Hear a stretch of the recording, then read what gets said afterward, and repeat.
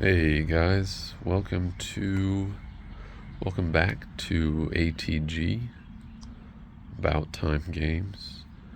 Today, doing a little nature outside video here. It's a overcast day here in the Midwest. It's a lot cooler than usual, so I thought I've got a little bit of road noise here, but hopefully it's not too bad. Doing an outside video, and today I wanted to talk about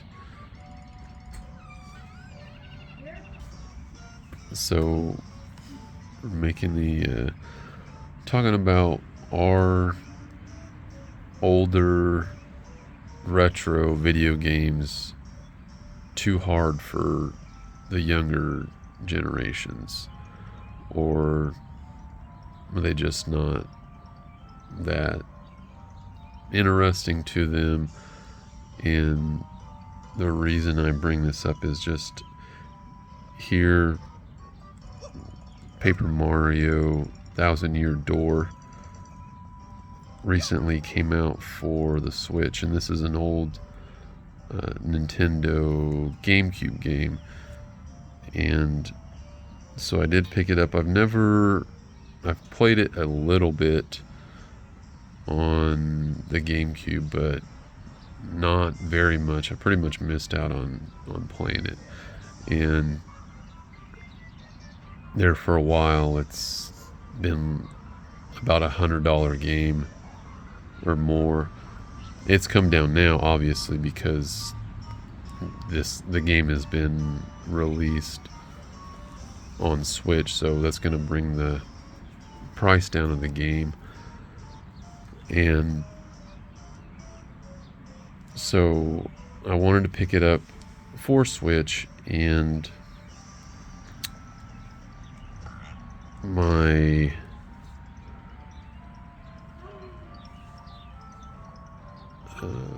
son here was interested in playing it as well, and so we kind of take turn. What's good about this is that there's 4 save slots on the game, on the single cartridge. So if you have more than one person that wants to play, everybody can have their own game, basically their own save slots. So it's kind of like some of the older games, Mario 64, where you could have your own save file. So that is pretty cool. And so we both have our own save file, and so we take turns playing, and so he likes to kind of watch while I'm playing, and I watch while he's playing. And so he played, I think maybe I let him play first, and so what I was doing was, when someone else is playing a game and you're just watching, you kind of, and they don't play the game like you do, and or they miss things that you see. You always want to say something about it or mention it, but so it's tough for me to just sit there and watch him kind of go on his own, but it's also interesting to see how he did things and the way that he played the game. And what I noticed was that he wasn't really reading, because this is all pretty much, it's all reading. None of the characters talk in the game, it's all reading. So it's reading heavy. And he just wasn't, skipping over pretty much all the dialogue. And so when it became, I just let him play how he wanted to play. But when it came to my turn and he watched me play, he was asking, "Oh, well, how'd you get that?" or where did you find that?"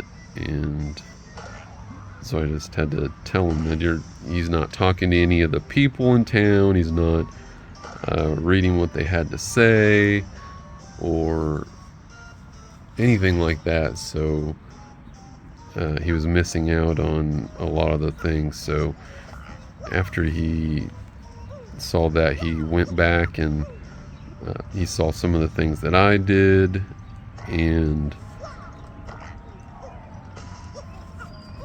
so he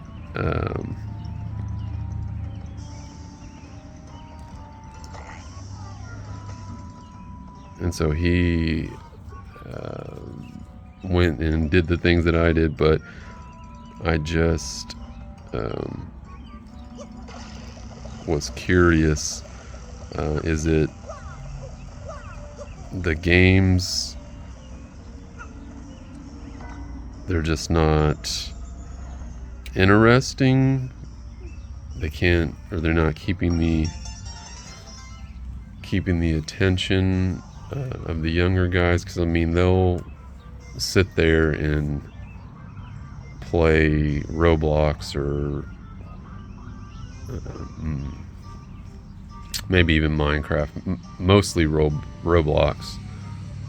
Pretty much, if you let them, they'll just play all day.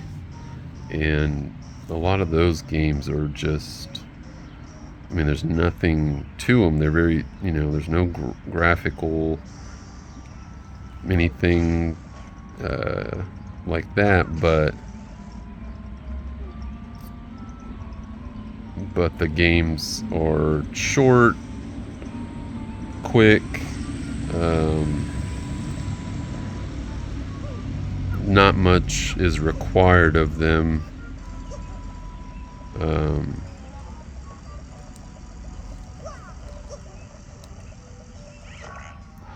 Not much is required of them to be able to play them. So is it something like that to where they don't have the attention span for it? Or this is an older game, so I'm wondering if some of the younger generation want to chime in here and what you guys think the reason could be why they're not just not interested, or it's not and it could just be that it's not their kind of game, or not enough action is going on, but it just seems like, I'm glad that they are re-releasing these games on the Switch, just because of what you have to go through with if you don't have a GameCube, if you don't have the game, it's if you've already got a Switch, it's a lot lower cost of entry there once you've already got the system. So I'm just curious what you guys think about it. I wonder, I kind of joke with them a lot about not being able to play any of the, it's the old person thing to say when you say, "Oh, you guys, back in my day, you guys wouldn't be able to play the games that I play," or something like that,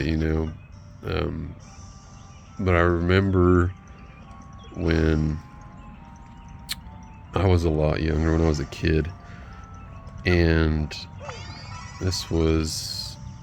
we had a NES, and my uncle had a Sega Master System, and there was a few cool games on it. I remember there's this ninja game where you could kind of like disappear. It wasn't Shinobi, but it was like a disappearing type of ninja game. But I've just always been a Nintendo fan, and so my dad had a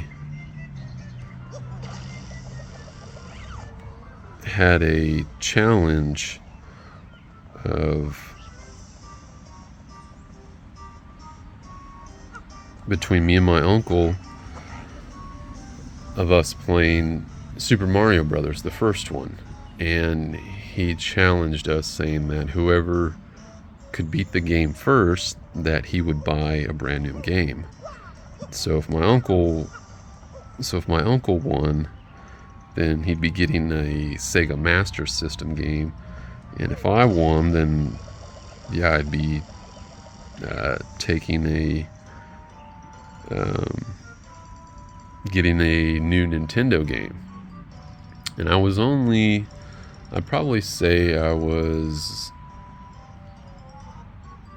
maybe 9 or maybe 10 at the time, and my uncle was probably 16, 17, maybe 18 or something like that. So I mean, man, I was all about it, and so we did the deal, and we were both on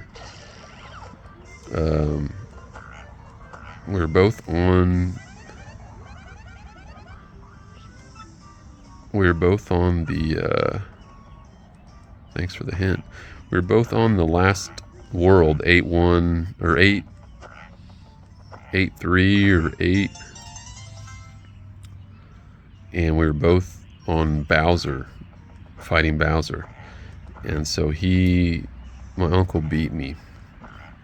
He beat me, and of course I was mad, very competitive, and I wanted that Nintendo game, man, a free game, come on. And so I always kind of joke with them about not being able to play the games that I played. They'd be too hard, and so I'll probably end up hooking up the NES and kind of putting it to the test and seeing how long they last. But and it could just be this kind of game just isn't everybody's kind of game, and I understand that, and that may be the case for him, but I just wonder if it's an attention span thing, or what the deal is. So whatever your guys' thoughts are on that, let me know. And are you guys picking up Paper Mario Thousand Year Door? Are you interested? Do you have any nostalgia for it or anything like that? I'm pretty early in the game, just a few hours, but I like going everywhere, reading everything, looking for, trying to find everything as I'm going. So also, what do you guys think about this thing here? I bought one of these Satisfy grips. I always kind of feel like the Switch, I always hear the Joy-Cons can hear them kind of clicking. They've got some movement there, and so this dude right here, you just slide it on in there,